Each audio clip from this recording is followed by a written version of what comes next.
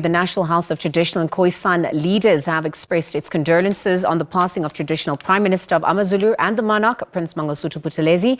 Chairperson of the House, Kgosi Thabo Seatlholo, says that Buthelezi was the pillar of strength within the sector of traditional leadership. The National House of Tradition and Khoi-San leaders chairperson is going to be joining us for that discussion. Dr. Kgosi, good afternoon. Thank you for your time with us here on the SABC. Afternoon, Lizelle. We obviously looking at the tributes pouring in.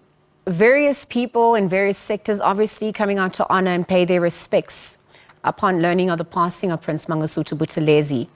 On a traditional front, how would you like to honor and celebrate his life and legacy as we speak?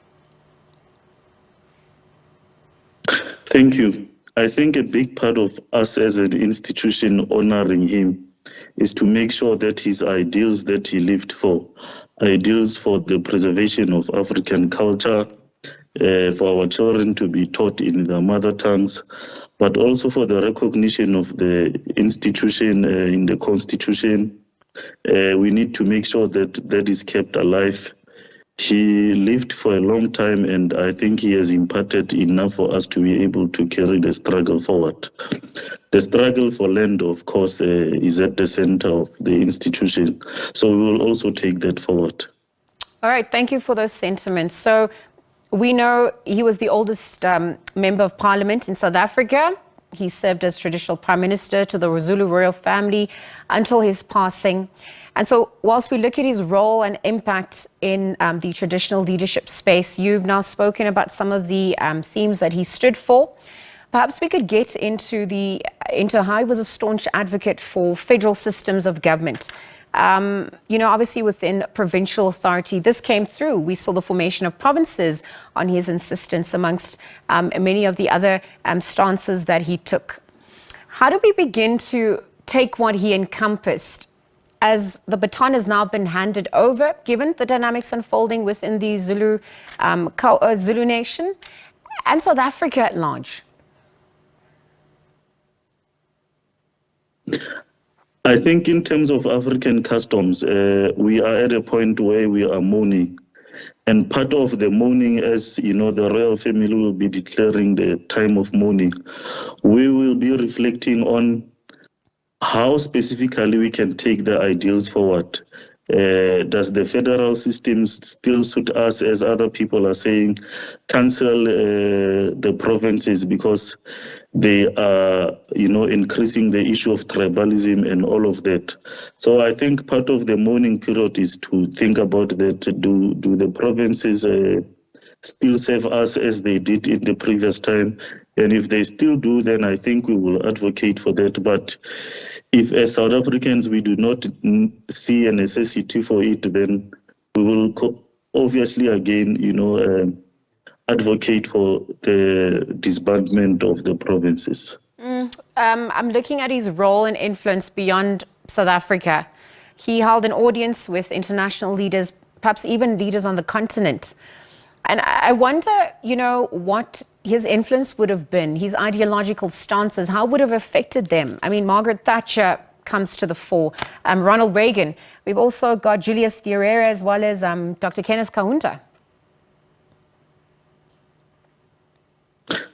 No, of course, it has affected them in many ways. Firstly, for independence, as he advocated for federal states and all of that, but also in terms of the politics of the party, it speaks about the ability to own your own land, the system of maybe of mixed economy, like Margaret Thatcher used to advocate, and Ronald Reagan, as you say. Yeah, and then you touched on the issue of land, the Ngonyama Trust coming to the fore. At the last minute, he obviously joined in on South Africa's first democratic elections. We also saw some mixed emotions where some people were of the view that it was a bribe made in secret to pacify Buthelezi. How do you weigh in on the mixed legacy regarding that, given the struggles of land in South Africa to date? If you are a community leader and you fight for the right of the land of your community to be secured, it cannot be taken as a bribe. And of course, like every other, some would say he was not a good person and all of that, but it's up to whoever says he was not a good person to show us who is a saint. Because if you go to war, the eventuality is that people will die on either side. So it cannot be that he's just seen as somebody who killed people.